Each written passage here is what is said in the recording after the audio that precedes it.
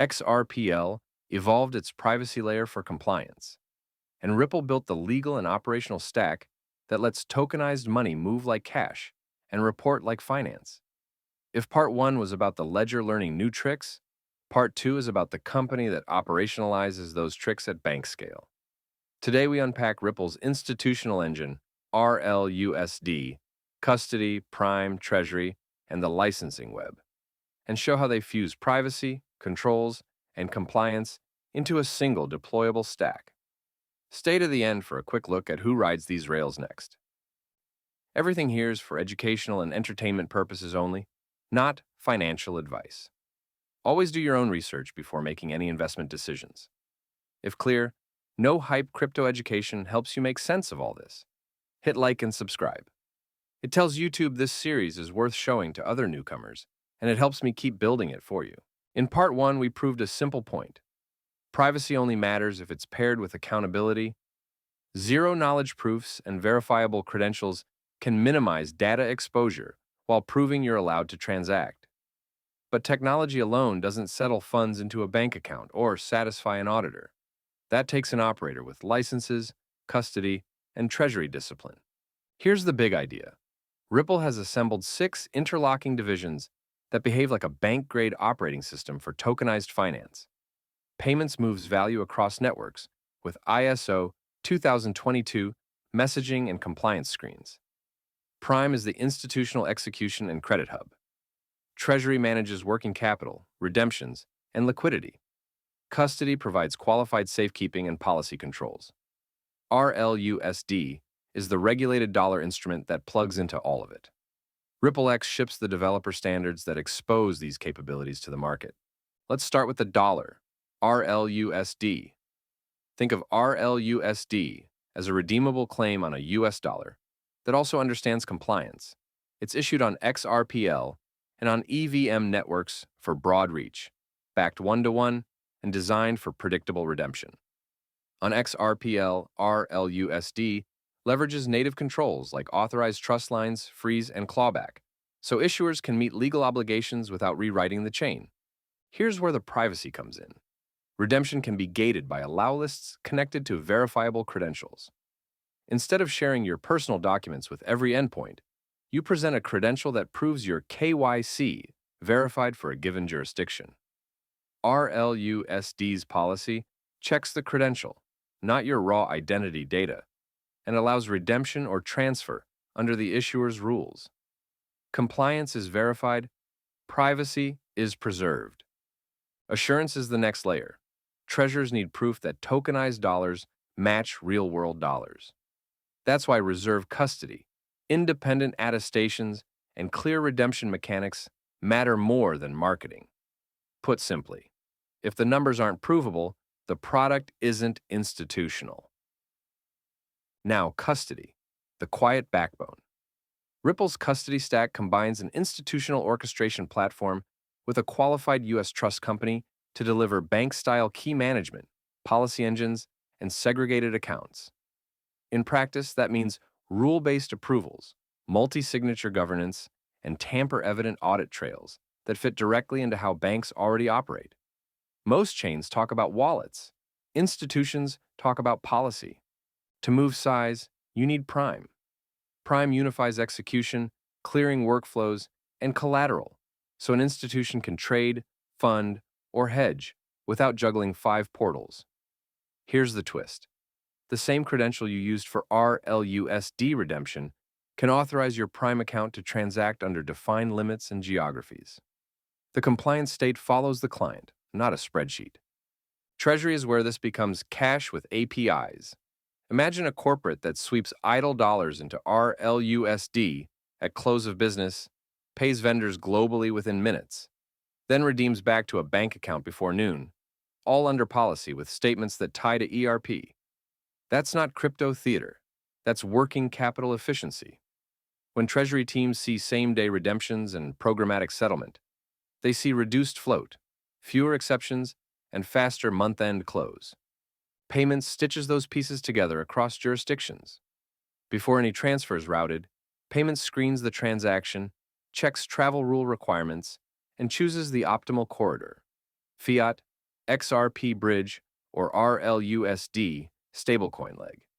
Because the ledger understands Allowlists and issuer scope, payments can guarantee that regulated endpoints only accept flows from credentialed senders. The route is fast, but the rules ride with it. All of this only matters if the rails don't blink. Recent performance improvements to node software and API layers hardened throughput and reduced operational risk, so the compliance stack can run 24/7. For Treasuries, uptime isn't a brag, it's a budget line. Let's visualize the flow. A verified enterprise requests new wallets for AP and AR through a wallet fabric service. Those wallets inherit policies from custody: who can sign, what limits apply, and where funds may travel. Treasury funds RLUSD for the week's payables, while Prime stands ready to hedge exposure or source liquidity. Payments sends to a vendor corridor. A partner rail clears the stablecoin leg. The vendor redeems to bank money under their own allow list. At day's end, Treasury auto-sweeps idle balances back to designated accounts. Here's the institutional magic.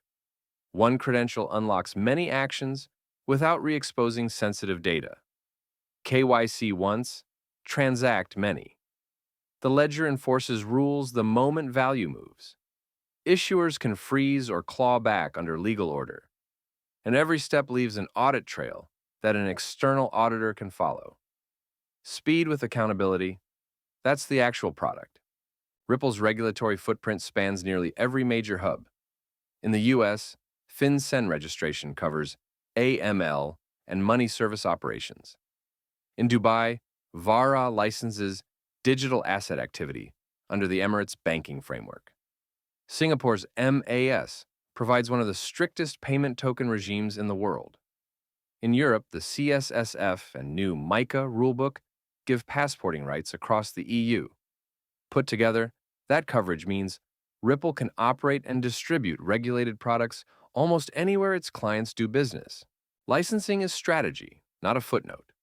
Regulatory coverage across key jurisdictions means a bank or fintech can deploy near-uniform workflows without rebuilding compliance from scratch in every country. That coverage, paired with named reserve custody for RLUSD and qualified safekeeping for assets, signals to CFOs that the counterparty understands bank-grade obligations.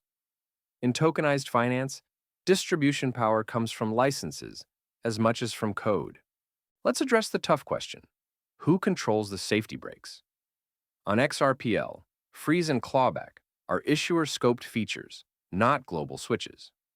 They're invoked under issuer policy, documented procedures, and relevant legal orders, leaving an audit trail. That's how regulated instruments work in capital markets. Accountability is a feature, not a flaw.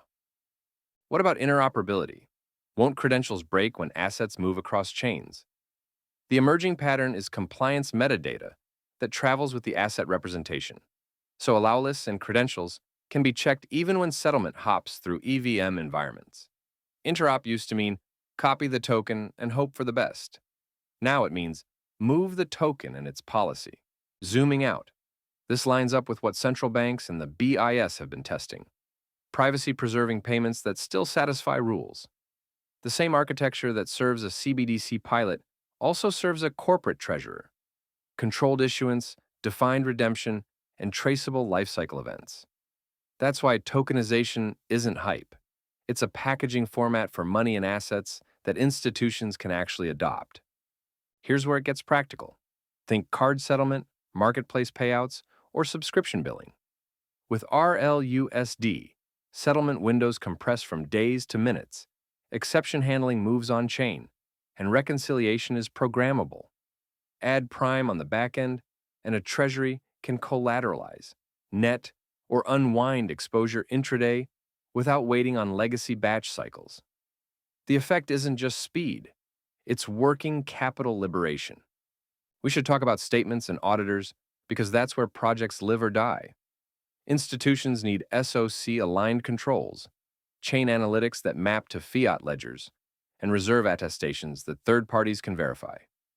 In this stack, those proofs are artifacts, not promises. Custody policies, reserve reports, and API-level logs that reconcile to ERP.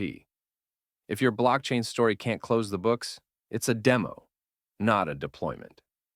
Let's connect the dots. Part 1 gave us privacy for compliance at the ledger. Part 2 shows Ripple wrapping that ledger in custody, prime, treasury, and licenses, turning capabilities into an operational playbook. The result is an institutional engine where credentials become policies, and policies become on-ledger controls that settle real money. The result is arguably the first bank-compliant RWA ledger. Not just a protocol milestone, but the union of ledger innovation and an operator with the legal right, operational muscle, and reporting discipline to run it. Ripple didn't just meet regulators halfway. It engineered the system design regulators have been asking for. Now that the rails are built, the next story is about who rides them first. Part 3 follows the issuers, from tokenized treasuries to on-chain securities, as they plug into Ripple's regulated engine, proving how distribution and interoperability will decide who wins the RWA race. This channel is for educational and entertainment purposes only, and is not financial advice. Always do your own research and keep the discussion respectful.